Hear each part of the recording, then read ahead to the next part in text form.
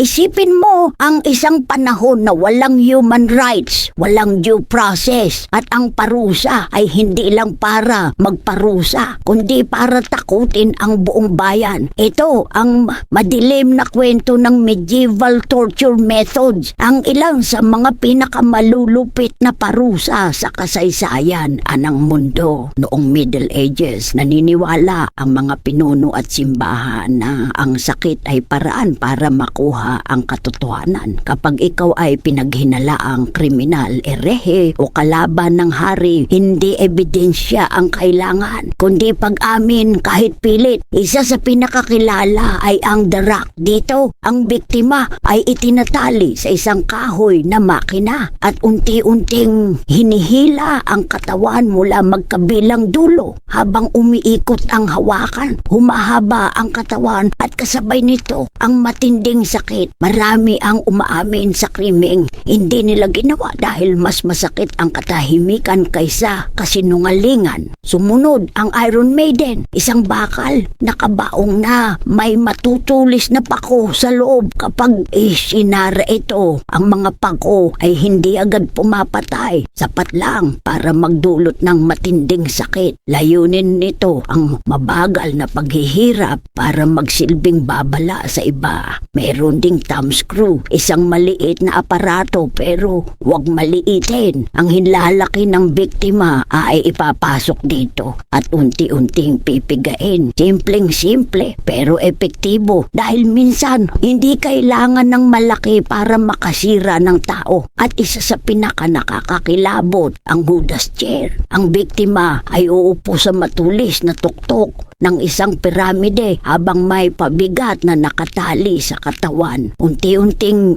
binababa ang katawan oras-oras, araw-araw. Hindi lang ito pisikal na parusa, ito ay mental torture. Pero bakit nga ba naging ganito kalupit ang mundo noon? Noong Middle Ages, wala pang modernong investigasyon. Ang takot ang pinakamabisang sandata ng kapangyarihan. Kapag nakita ng tao ang parusa sa plaza, natututos silang sumunod. Ang hustisya noon ay hindi patas. Ito ay para sa makapangyarihan at laban sa mahihina. Ay sa paglipas ng panahon, unti-unting natutunan ng sangkatauhan na ang sakit ay hindi katotohanan at ang karahasan ay hindi hustisya. Dito, isinilang ang konsepto ng human rights, due process at makataong pagtrato. Mga bagay na madalas nating balewalain ngayon. Ang medieval torture methods ay hindi lang kwento ng kalupitan. Ito ay paalala kung gaano kahalaga ang kalayaang tinatamasa natin ngayon. Dahil kung ipinanganak ka noong Middle Ages, isang maling akusasyon lang at maaring hindi ka na makabalik sa iyong tahanan kung nabuhay ka noon. Sa tingin mo, makakaligtas ka ba? I-comment ang sagot mo at mag-subscribe para sa mas marami pang madidilim ngunit mahahalagang kwento ng kasaysayan.